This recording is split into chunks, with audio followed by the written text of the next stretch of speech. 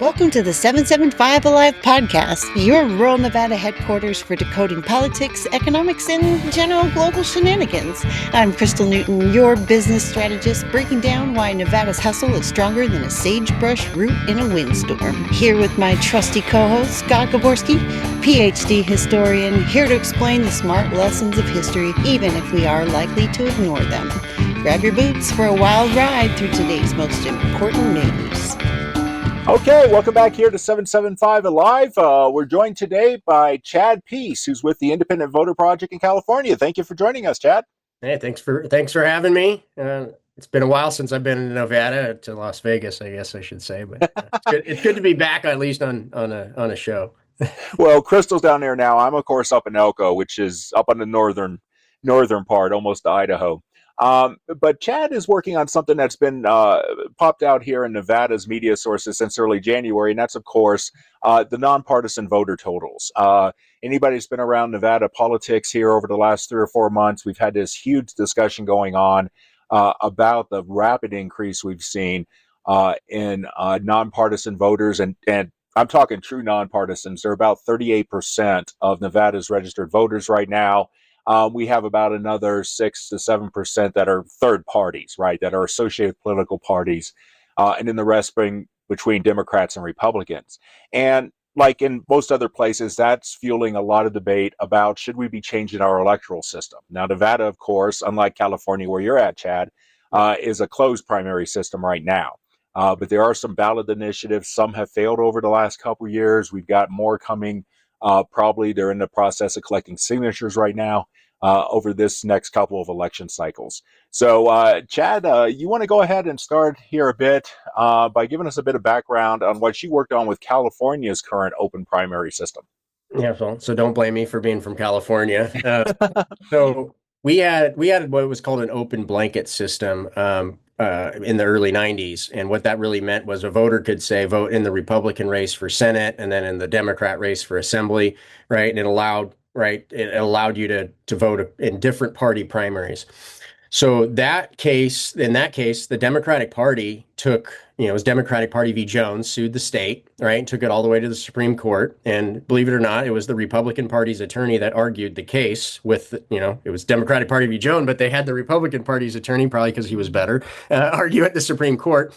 And they won. And they said that violates the party's private right of association, allowing non-members to participate in their process.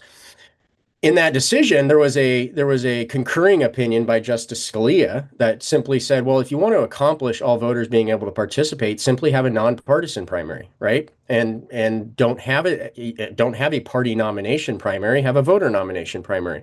So we just simply took what Justice Scalia laid out and applied it to California.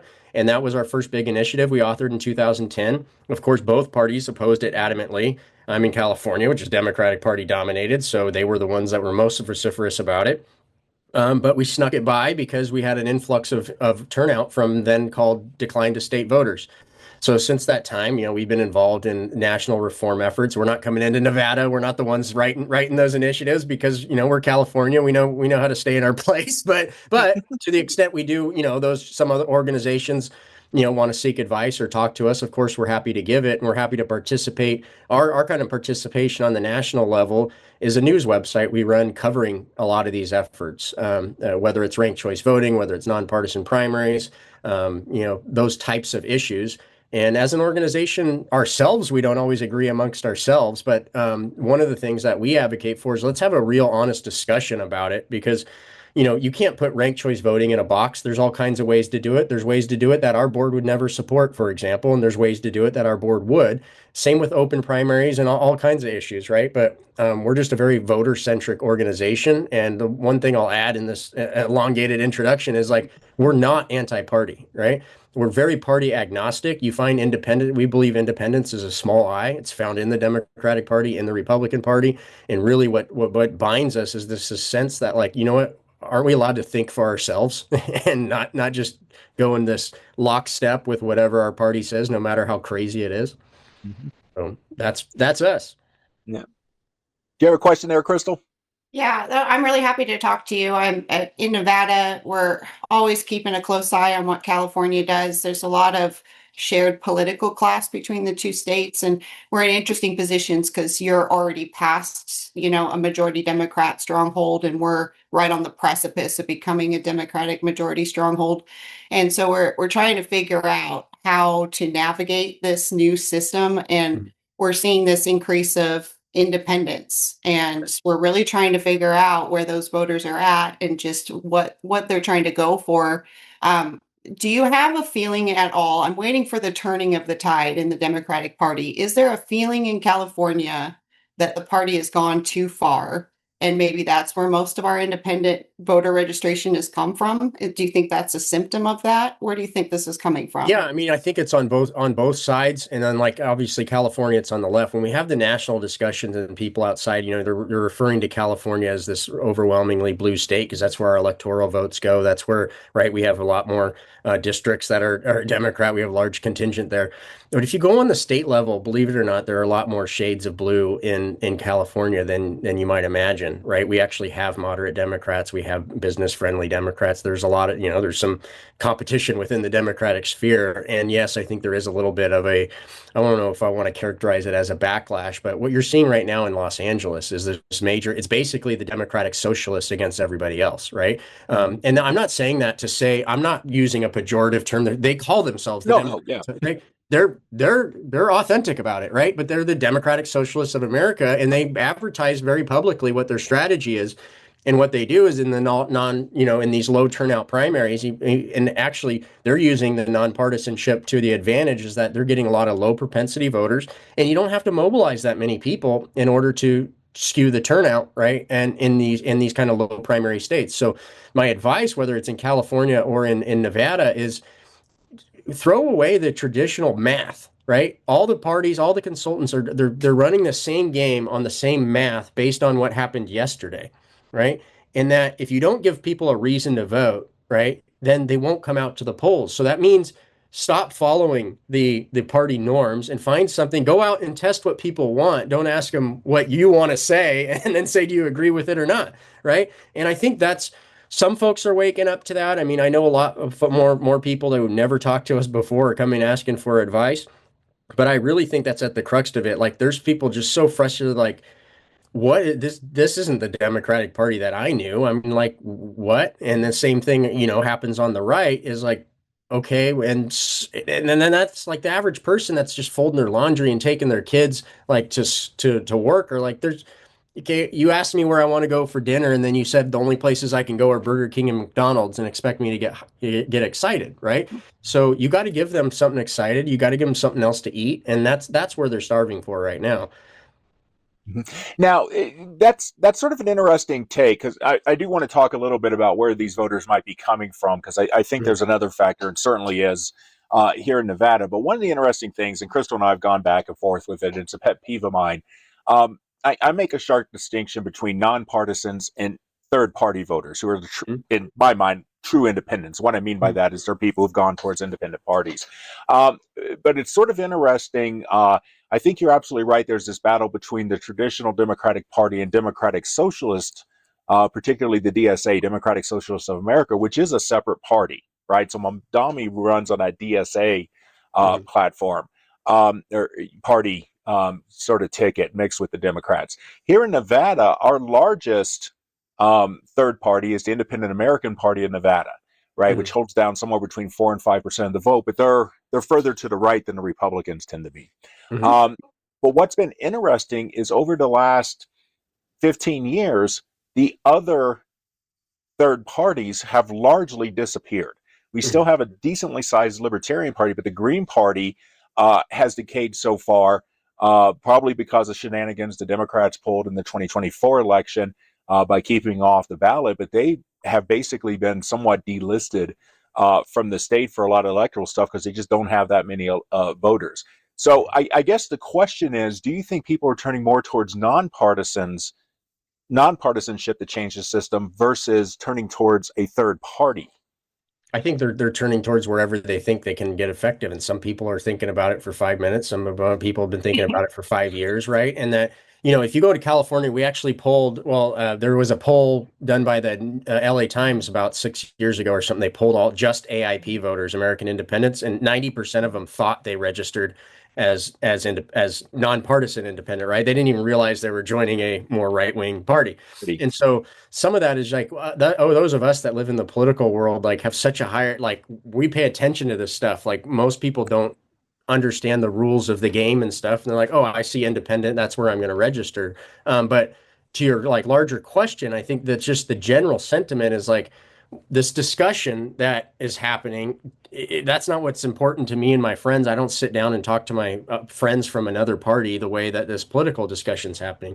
I always argue much more, as you can imagine, in the space I'm in. More people are coming from the left side of the aisle that spend a lot of time in these kinds of issues, and I go, look, the consternation, the reason Trump got elected is kind of the same sentiment is of trying to change the system. A lot of people just saw him as the change agent. He was different than what was out there, and so they went with Trump. That's what they thought was the best opportunity to change something, right? And I say, whether you're Democrat or Republican or whatever, is like that's what you need to get. Donald Trump, whatever you think about him, give him that. He gave voters something else to vote for. You may not like it, but he gave someone else to vote for, and that's where the party rigidity and the like, okay, this is just another face saying the same thing. That's like, to me, doesn't reflect anything I believe or conversations at my dinner table. It's like people just want something different, and that's same thing you saw in Mondomny, like. Yeah, he's a democratic socialist, but there's a lot of people that went out and voted because they're like, well, he's different. I mean, maybe something else will work, right? In that case, and that's a great thing to bring up in Mondomny is like, why do we have, when you say, oh, ranked choice voting in New York and compare it to like Alaska, it's fundamentally a different. The reality of what happened in New York is it was a deal struck between the reformers in New York and the Democratic Party. They said, okay, fine, we'll have ranked choice voting, but you're going to do it in a closed primary because the Democrats knew as long as they contained the reform to their primary, they would still make sure that a Democrat won the general election. Imagine how different that election would be with ranked choice voting. A guy like Sliwell, like Democrats kind of liked him, but he was totally relegated to, okay, you don't have a chance to win because because of the way that elections are conducted in a plurality system in the general election. That's actually a good point. Sorry, Crystal, go on. No, you're good. I didn't that just happen in California where they had a situation for the governor's race where the ranked choice voting spit out two Republicans at the top of the ticket. And that is a great example too, right? And we'll be the first to admit, like it's not like top two is a silver bullet, right? Is election reforms about doing something better than you had the last time, right?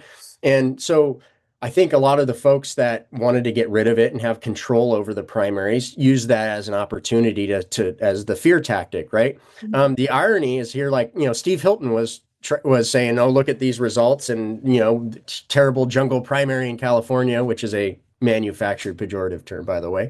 But you know what? I'll say it publicly, and Steve's welcome to challenge me. I think Steve's a great guy. He's a very smart guy. He's very intellectual. I don't have any beef with him, but come on, Steve, you were at the meetings that created the National Association of Nonpartisan Reformers. So to even suggest publicly that you don't understand the fundamental voter-centric nature of the top two primary, that's just being intellectually dishonest. And I would say, a guy like Steve, look, if you really running to change the system, you have to start with having an honest debate with people. And I'll say, Steve, you're not. You're not. You're doing what Trump, what you think the Trump crowd wants you to say, right? And it's funny because he's taking the exact same position in California of the labor leader who has a significant influence in how the Democratic Party operates, because they're both don't want a system where they don't get to pick winners, right? And that's the really fundamental nature of the top two primary, is that it increases competition at the primary, and you don't just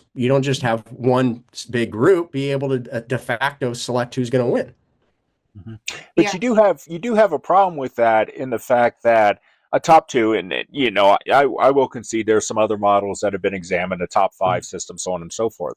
Yep. But that top two system tends to generate, we've seen in the last few years, it's by the time you get to the general election, your choice is only two people associated with the Democratic Party. So they don't even have to, in a real sense, engage with other voters. Now, in theory, they would. But given the registration age of Democrats in California, they can just talk to Democrats. So doesn't that, in a way, magnify one of the complaints that's going on about the current system, where candidates in a primary have to talk to the extreme wings of their party and then presumably move back towards the center? But doesn't that two-party system, where you have two people from the same party at the top of the ticket, in a sense, force those conversations to keep with the extreme party, because you don't really need everybody else if there's not a viable candidate from the other parties on the ticket? Right. Well, I understand that perspective, but I actually think the opposite's true, right? In that you have heavily Democrat districts, right? A Democrat's going to win. Under a traditional system, your only meaningful vote was in the primary, and anything else is symbolic, right?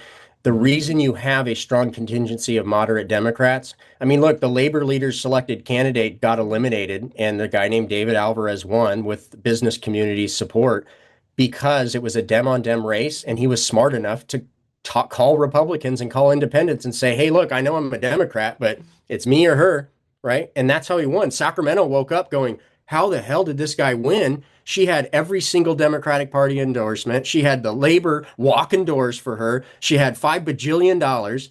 And this guy woke up and won, who's a, moderate Democrat, certainly by California standards, only because of a nonpartisan primary. Under a traditional system, he would have been eliminated in June and nobody would have even known his name, right? So same thing on the right side. I say, look, heavily Republican districts are going to be governed by a Republican. Same with Democrat, and that it's the difference between having a symbolic vote and having a meaningful vote.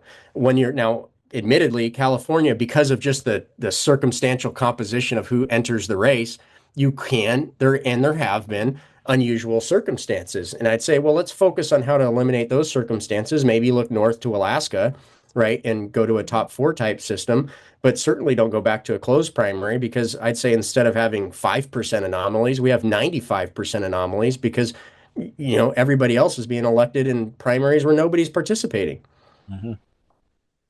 Do you see a turn up? Has voter turnout increased in California because of this primary system?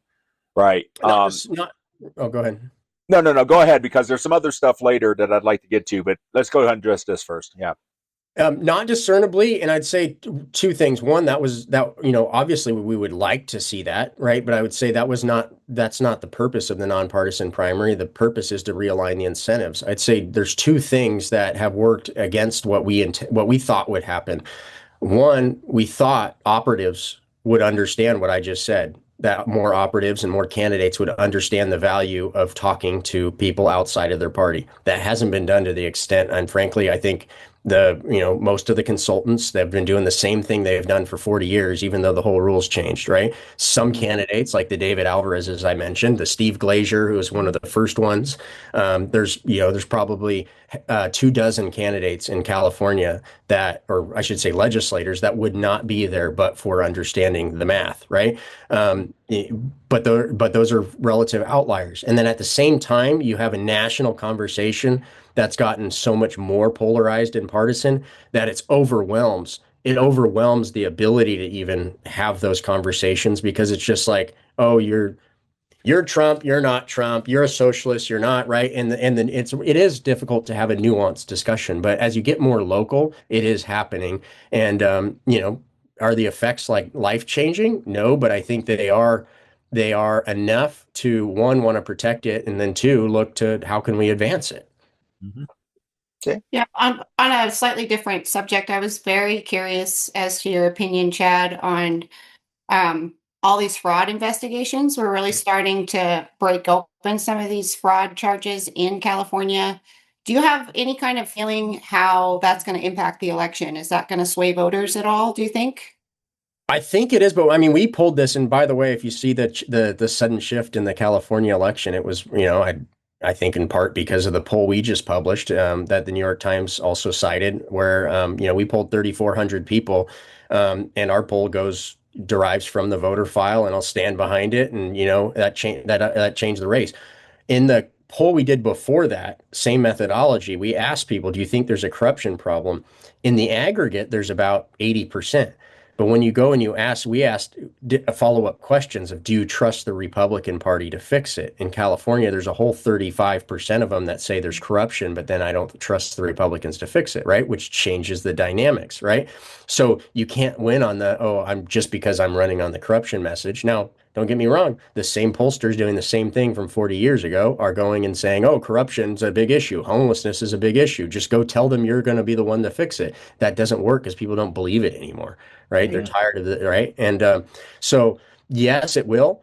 I don't, and then obviously you have the circumstance of Swalwell, which, there was a bunch of people that it's not, how long was that open secret going to go?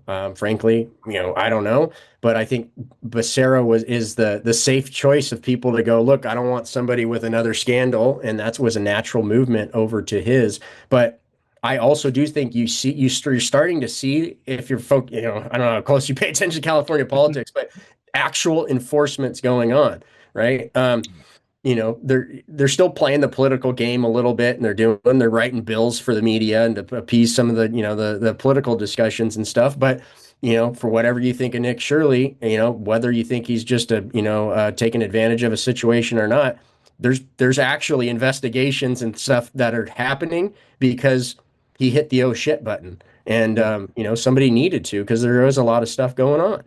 Right. And that poll was likely voters, right? Yes, 3 of 4s. Okay. Okay.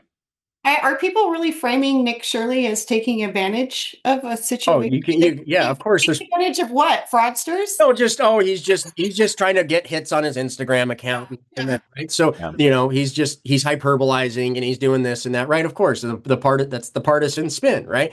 But there's enough there and enough people to go that, to my point about the oh shit button, right? If people going, look, we can't just spin this into irrelevance, right? Like, we got to go. And like I said, is enforcement going on to the level that I think it should be? No, but it's starting to happen, right?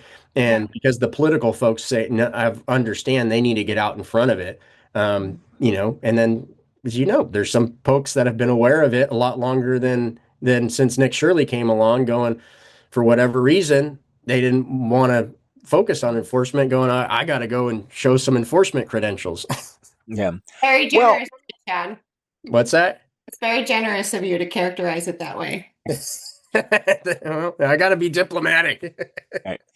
Well, and part of the reason I ask about the likely voters, and of course, for our viewers out there, I did share, most of I do a Substack article series where I'm engaged in this debate here, is that one of the things we're seeing is the increase in nonpartisan voters, which has really shot up over the last 5 years, and particularly over 2025, coincided with a change in registration procedures here in Nevada, where first in January 2020, so this would have been before the 2020 election cycle really got underway, they went to, if you had any interaction with the DMV, you had to specifically opt out or they were going to automatically register you.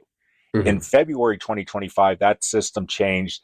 You can even opt out at the DMV, right? So if I move in here and I go to, I have no intention of voting and go to the DMV to get a driver's license, the only way I can not be listed as a registered voter and placed in this nonpartisan category for registration is to go to the county clerk's office and tell them I'm not going to vote, which is an absurd thing anyway.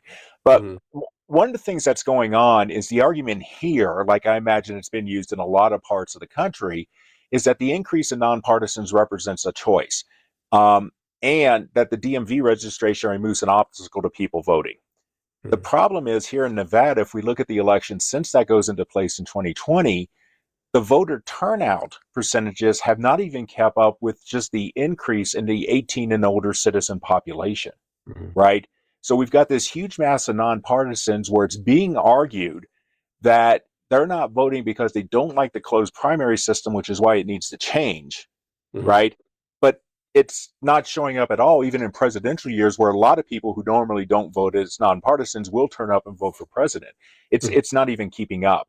So I guess, how are you discerning? I mean, it's great that people are coming in and talking about this, and I'm not denying that doesn't exist. And in fact, I think that's actually a very interesting component.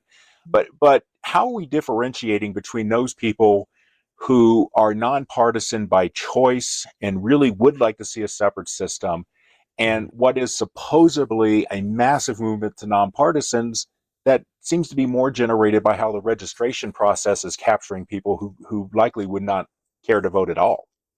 Well, I mean, that's interesting. There's really two components of that. There's the registration issue you have with the Secretary of State, and then there's the conduct of how you conduct your elections. So, I mean, on the first one, I mean, on the flip side, you have California, where we had a massive uptick in nonpartisan registration after the top two primary. But I actually have a lot of respect for the current Secretary of State. She's a wonderful woman. There's nothing bad to say about her character, but she's a Democrat partisan, and she opposed the top two primary all the way along. She's also the Secretary of State. And you know what? The Secretary of State's office, we used to have it where you said, well, how do you want to register to vote? Republican, Democrat, American Independent, no party preference. End of story. Well, no party preference voters were getting real high. So what did they do? Republican, Democrat, Independent, and I don't want to register with a party. And when you select that, it says, are you sure you may not be able to vote for all the candidates, right? If you select no party preference. So what's the consequence of think about how many people now are not registering no party preference because they don't understand what that means is that at a presidential level, we still have partisan primaries because that's a federal election. So it happens in the reverse too, right? And it's hard to measure like where's reality at, right? But the way independent voter projects looked at it is to step back and say whether there's 1 or 1,000 is where do our rights derive? Do our rights derive when we become citizens, or do they derive at the point we affiliate with a political party? So if the state of Nevada has decided to incorporate private organizations' nomination process, I'm a big believer in private rights, right? But if the state uses the public apparatus to incorporate those and make them an integral stage of the public election process, are you saying that somebody doesn't get the right to vote because they haven't first forfeited their First Amendment right by joining a political organization they don't want to be a part of? Because that's what closed primaries do. They say, no, we're going to use the power of the state to insulate private organizations from competition. That's what it's about. And so the fight isn't about whether there's 2 independents or 2 million. It's about utilizing the power of state like other countries do to protect the party. And then we wonder why we have party over country. Do you have a question, Crystal? Yeah, I kind of along the same vein, but coming at it from a different direction. In the state of Nevada, we're coming up to our midterms, and my big issue for voters, whether they're Republican or Democratic, is we're very close to having a Democratic supermajority in our legislature, which it's unbalanced and it's not really a democratic way to execute the business of a state. My biggest fear is if they do get control, that they'll redistrict the state in a way that makes every district a majority Democrat. And I'm fearful of that, and I don't think a lot of people take it seriously. And I wanted to ask you, just to illustrate that this can and does happen, how did you feel? And I know that's a very liberal word to use. How did you feel when your state suspended your independent redistricting commission because it wasn't getting the outcomes that it wanted? It's absolutely right. You put it up there, and if you ask people without qualifications, do you think voters should draw the districts, or do you think politicians should? It's like 90. It's a 90-10 issue, right? So using the power of this, using the power of the state and the offices and endorsement, as long as they framed it as, oh, hey, look what Trump did in Texas, without regard to the fact that then Trump says, well, look what they're doing in Illinois, right? And then they just keep saying, well, look what the other person's doing. You're exactly right. Now they have control of California, and what they did, that was like, if they had 2 trophies up on their mantle about voting rights, it was independent redistricting commission and nonpartisan primary, and they just took one of the trophies off and convinced their own people that were 90-10 that they should hand over their control of the redistricting process. It's very real. It's very scary. I mean, they're just look at Virginia right now, and it's a fight that both parties have embraced in the parties that in the states they control. And going back to the being nonpartisan. That's why we actually believe we are for strengthening parties. We think it's that fight that over time actually weakens the party, because you're a candidate. Now you got to go in a closed primary. You have to appeal to a set of voters who, aren't as interested in having a conversation with the independents and the other side, and then go into a general election and somehow say, well, I'm not just a Republican. But everybody else says, well, yeah, you are. You just ran for the nomination of your party. You didn't run for the nomination of us. You ran to be the best Republican or the best Democrat. So that's what, that's why we're so vociferous about our support of open and nonpartisan primaries. Yeah. Right. And I'm borderline histrionic about this issue because for me, this is deeper than elections. This is about we're a country of laws and we Mhm. need the laws to be implemented and executed fairly and equally. And this is an example of a law being changed because it's inconvenient. Mhm. And the moment you start doing that, that is the beginning of the collapse of your legal system. So I'm very panicked about it. But again, the messaging, I can't look histrionic, but I just have to strongly rely on logic and reason. Like it's more than Democrat and Republican. We have a legal system. Right. Very specific parameter of operation. And the minute you start breaking it, that's where it all slides. Well, I mean, I couldn't agree more. I mean, That's my soapbox. at its crux, no, at its crux, that's why I was bringing up the voting rights stuff. Is that is what our long-term legal strategy is? As we've gone into New Jersey, we sued California over our presidential primary. We've participated in a case against Florida's open primary.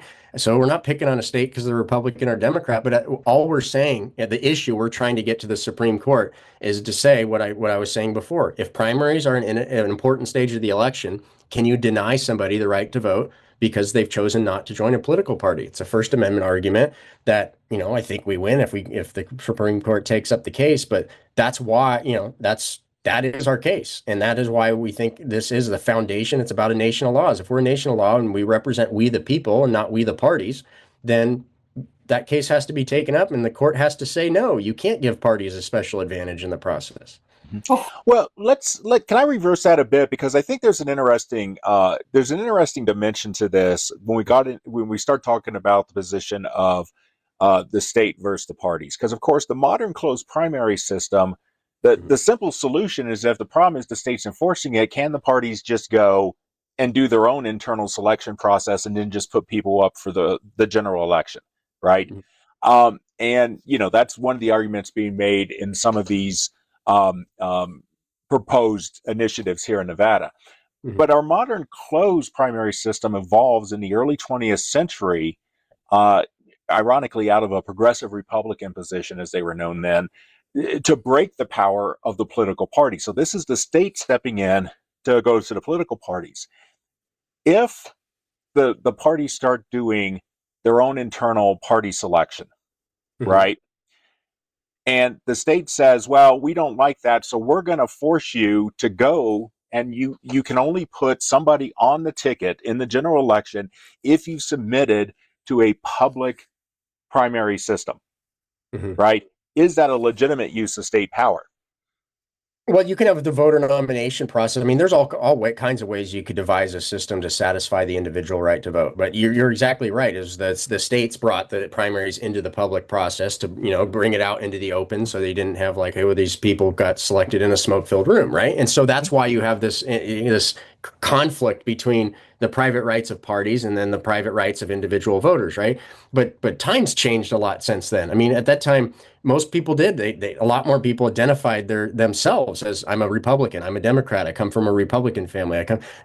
You know, that's not the case anymore. I mean, 45% by self-identification are like, I don't have a political party. My parents, one side's Republican, one side's Democrat, right? So the question is, how do we resolve this conflict, right? I actually agree with the Democratic Party v. Jones position, believe it or not. I agree with them. The Mm-hmm. state should not conflict the right of political parties with the rights of voters. We're not saying overturn that decision. We're saying, wait a second, if you're going to protect the parties, also protect the voters. You can do that a number of ways. If you had it under the nonpartisan primary in California, nothing stops the parties from saying, we're going to endorse one candidate. We're going to put our money behind one candidate. We're going to let as all of our members know, this is the candidate we support. And this one may be a Republican, but, we don't support him. Nothing stops them from doing that. You could keep closed primaries. You could keep a Republican Democratic primary and then have a public primary alongside it, right? There's all kinds of things you could do just by thinking about it a little bit, right? Mm-hmm. The problem is nobody wants to even engage in the discussion that's a part of the process, because what they want to do is maintain a process where they get to pick winners. And you know what? Hey, in 1920, we used to be able to pick winners. We want to do that again. And that's what they're trying to do. And so it's not a question, wait, let's get rid of what we did in the 1920. Let's say, hey, 100 years have passed and maybe times have changed. How can we do it better? Right. Well, I guess my question is more towards, and I've got another obscure example of that, but let's just take with California, where the only people, I mean, if there is a third party that doesn't participate within California's open primary system and Mhm. is not among the top two, there is no way for them to participate in the general election, correct? Mhm. Correct. Okay. So that's the question I'm getting to is in that case, I would argue somebody who doesn't like or you have third parties who are no way, shape, or form ever represented in the general election where they are now, right? Mhm. And then I also think there's a problem with the other side of that coin, which is what happened in New Jersey in 2002. I don't know if you remember the Frank Lauderberger case, right, where the Mhm. Democrats had a candidate in about less than 30 days before the general election. These corruption charges come out. He drops out of the race. The Democratic Party in New Jersey goes to the courts and claims the party has a right to be represented on the ticket, even though the deadline for the individual candidate has now passed. So Mhm. they were able to put Frank Lauderberg, who was retired at that time, into that Senate seat and get him elected to the Senate. Mhm. So, I guess part of what I'm trying to get to is where are the limits of the state power? If the parties have a right to be represented on the ticket, right, as representatives of their voters, California's system, to me, would seem to intentionally keep third parties out of any participation in the general election, where a closed primary system has no impact on that, Yeah. right? Because So each party goes in. right. So insofar as the state has designed a process that's based on party representation, right? It wasn't a coincidence that you used the New Jersey example. It wasn't a coincidence that New Jersey was the place we filed first challenging the closed primary system. So Mm-hmm. within that lens of a partisan based system where party rights have been put above the rights of voters, that you end up with those circumstances. In California, the third parties have made that argument multiple times, and we actually just finally dismissed the final case against the top two, saying they have a right to the general election ballot. And the answer is no. Like, not, you didn't make the varsity baseball team because you weren't good enough, right? Mm-hmm. But the rules, nobody gave them different rules, right? They they got a vote in the same primary. Nobody treated them differently. Nobody said anything different. They ran and they lost, right? And they didn't get enough votes under the top two system, and that's what the court said. There was no favoritism to anybody. You just didn't have enough support to get to the final stage of the election process. And because this is not a partisan based system, you don't have any right to represent yourself on the general election ballot so that five people can give you a symbolic vote, right? But I actually do embrace third parties, and I think we should have a competition of ideas, which is why I would not, I wouldn't oppose, and we do, in fact, support, and we'll be more public about it shortly, about how we would say, let's go and let's explore having an Alaska type system and have a top four. And maybe some of those third parties will work a little harder to work cross parties because they don't have enough members themselves. They need to go out, talk to independent voters, talk to disaffected Democrats and Republicans, and convince them that even if you don't join our party, maybe you should vote for our candidate, right? And none of that work hasn't been done. I don't really blame them. They lack resources. They lack, most of them have jobs, and the fact is, the people in the political, in the Democratic and Republican parties, their jobs are the party. And I think that may be part of the problem. Mm. Yeah. Um, I was hoping that you could help me understand a little bit about what happened in the 2016 election in California. From what I understand, there's about 5 million voters that didn't get to vote for the president. Is that Mhm. right? So the way California, because we have nonpartisan primaries, and then remember I said we sued the state of California over this issue, right? Because our presidential primary is still semi-closed, right? And yes, these terms can be like esoteric to most people, but I'd say semi-closed simply means it's a closed primary. But if the party wants to open the door, they can open the door, right? And so we argue that's unconstitutional. You're giving a private organization the determining factor whether somebody gets to participate or not because you've constructed a partisan-based system, right? That's the state's job to construct a system that doesn't conflict the party rights with the voter rights. So what happened in California is you had a bunch of no party preference voters who say if they want to vote in the Republican primary, you can't vote because the Republicans voted to keep it closed. If you wanted to vote in the Democratic primary, you had to specifically ask for a nonpartisan Democratic Party ballot, right? Because that was a special request you had to make. So the reality was you had 5 million voters who, because they think, oh, we have a nonpartisan system, I can vote for whoever we want. ended up, a lot of them were frustrated. They couldn't vote because they didn't send back the piece of mail in time or go to the voter registrar to request their special Democratic ballot, or they maybe they wanted to vote for Trump and they didn't register with the Republican Party. Mm-hmm. Can I ask how far down California's requirement for an open primary goes? I mean, Well, if it's it's actually a we always say it's not novel. We've had nonpartisan top two primaries at the municipal level since the beginning of the state. Mhm. Um, so it's actually the state elections that were different than the local ones, and we put it. Our argument was we just made it in conformance with everything else that people are used to. So it's a state level, and the reason I'm asking about this, and Mhm. I don't mean to beat a dead horse, but I think this is an important issue to consider when we Mhm. talk about third parties, because part of it, Vorpus necrons, the ancient Greek term for that, whipping a corpse, right? But anyway, one of the interesting things about this, and well, two things. One, if political parties exist in the system, right? Mhm. Presumably they have to have some sort of success, Mhm. right? Now we have a lot of nonpartisan local races, like our Elko City Council race that's very heated this year. But Mhm. anybody who meets the filing deadline can run. That's a true nonpartisan race. I don't Right. have a problem with that, right? Mhm. And they don't go through the primary process at all. They go directly to the general election. Mhm. But historically, small third parties, and if this system is designed to bring new people, new ideas, new thinking Mhm. into the process, how third parties traditionally in the US have succeeded has not been running at the state or national level first. It's been running in lower districts. You Mhm. build up the experience, you build up your attractiveness to a voter base, right? Mhm. And if this open primary system extends down so far, does that forestall third parties from enjoying that process?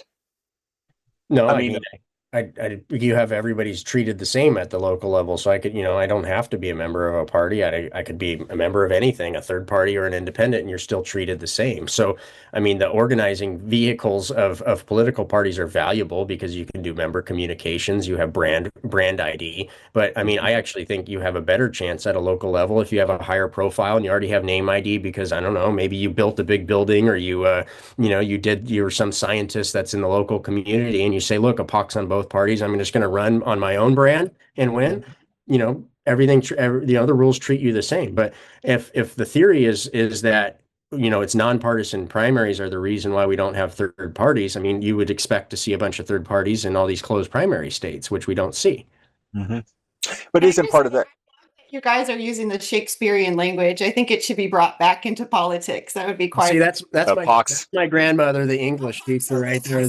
That's my grandmother, the English teacher, that is smiling that you said. Yeah. Well, I mean, this brings up an interesting point about the role of parties more generally. I think in this because, you mentioned earlier, Mhm. that Europe makes bigger use, particularly Europe makes bigger use Mhm. of political parties, and a lot of that is because their legislatures are set up to be party dynamic. So I'm a French historian by training, so bear Mhm. with me a minute. But the French for the National Assembly vote slates. So you Mhm. go through, you'd vote, whatever, Front National or Raillemont or whoever, right? And then based on the percentage of vote, they get that many seats. Mhm. It's caused problems, most notably the 32 elections in Germany that lead to the Nazis getting the power with a Yep. large number, but a plurality, but not a majority. But at the same time, probably the clearest expression I could think of, or the clearest example of a long-term experiment with something like a ranked choice voting system Mhm. is France's two-term presidential elections. Mhm. Well, what we've seen almost consistently for 20, 25 years is basically you'd have, in some cases, the Front National, Ralliement, as they call themselves now, the far right party under Marine Le Pen, sort of get the plurality of the vote, and then everybody unites against another candidate to defeat them in the second round of the election. But one of the things that's created is, to a lot of people, is an incredibly stagnant process within the French government because there's never an effort to bring in any new ideas. So France is almost caught over the same period this is going on with these constant debates that never get resolved on the economy, on the debt, whatever.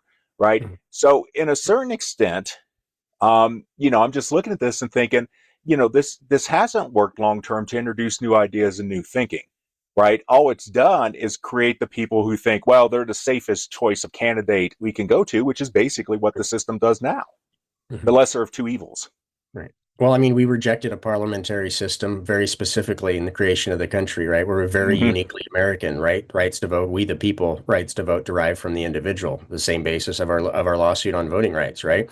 And so when you look at ranked choice voting, it's one of the reasons when we started this show, I was saying you can't look at it as RCV is the same in New York as it is in Oakland, as it is in Alaska, right? What you're describing is the consequence of elongated ballots and a ranked choice voting system without a winnowing Mm-hmm. process where you have ballot exhaustion and you introduce the ability of political gamesmanship in order to extend the number of candidates of one party in order to drown out somebody else, right? And then those choices get dropped off in such a way that with through ballot exhaustion stuff, you're not really elected by a majority at the end of the day, right? Mm-hmm. It's what's also one of the reasons why the ranked choice voting community and the open primaries community had gotten together and said, hey, why don't you do something like an Alaska model where you narrow the candidate field? You don't allow for this level of ballot exhaustion and gamesmanship so that you end up with true majorities. And then if you get even further into the weeds, right, you can say, well, you can blame the tradition. I'm pretty agnostic about the way you count it, but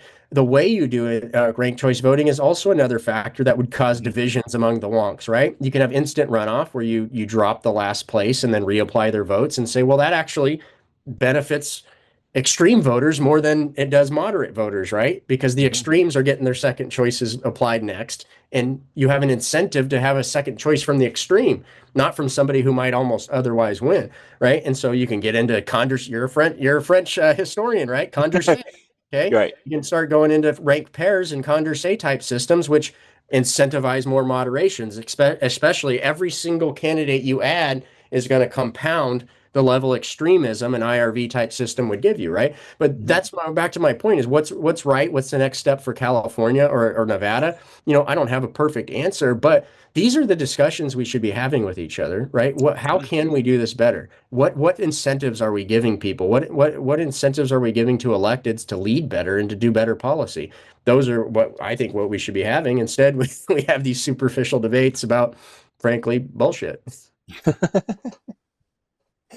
Well, I think Crystal had a question, which I do as well, because and part of the process here we've looked at least here up in Elko County where I am. We're about 31% right now, nonpartisan. We're 52% Republican. So, Mhm. it's an unusual situation. But our nonpartisans, the 50% who do vote, Mhm. tend to break two-thirds towards Republicans. Mhm. But if part of the goal here is not just to tamp down the dominance of political parties, but to encourage more people to get engaged in the system, Mhm. how do you reach nonpartisan voters to talk about these issues?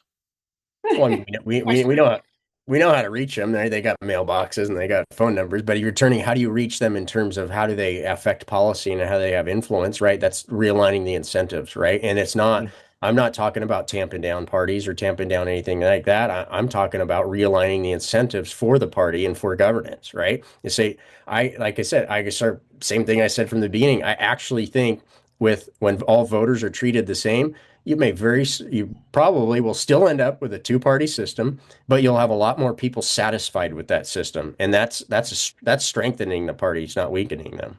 Mm-hmm. It's an interesting approach to put it. Crystal, do you have a question? Yeah, I mean, it's more of a wrap-up question. I'm interested what your thoughts are on this year's midterms for California or for the nation in general, if you'd rather comment on that, because you strike me as somebody who doesn't like to make predictions. Well, But have anything to comment on the upcoming midterms? Any thoughts? I mean, I think if unless you see something, this is totally has nothing to do with what I hope for or my bias and stuff. But you're saying if I were had to be putting money on something, right? I think that the Republicans are going to have a difficult time. I mean, it's traditionally always difficult in the mid-year elections. I think whether you're supporting what Trump's doing or not, right? I think a lot of people have the perception he's gone too far and maybe hasn't kept some of the word, and things are affected at the margins. So absent, but something, you know could happen tomorrow that could change the math. But I think as it goes now, you're going to see like, and I think the biggest inhibitor to Democratic Party success is the Democratic Party. How many crazy people are they going to put up that are going to say things that are just going to scare the crap out of people and say, well, you know what, fine, I'll stick with the Republicans and Donald Trump, right? And that's kind of where the electorate I think is at. And on the California basis, though, there's a it's not a majority of them, but there is a good 20 races where really the competition, and it's going to matter who gets through the top two primary. But come the general election, it will be a lot of matchups that is moderate, I'd say, normal life Democrat versus somebody that wakes up and goes to a DSA meeting, right? There's going to be a lot of that. And in those cases, you won't see it in the national coverage and you won't see it in the numbers of this is how many Democrats hold office, but you will in the composition of who's actually going to make policy in California. And I think the moderate Democrats in a Dem on Dem race have a substantial advantage in this atmosphere. And when is California's primary? It's coming up soon. It hasn't happened yet. June June 2nd. Okay, so it's about a week before Nevada's. Okay, so that's interesting.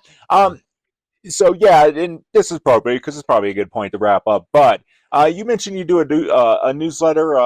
How can people get in contact with you if they want to know more about the Independent Voter Project or some of the other stuff you're working on there, Chad?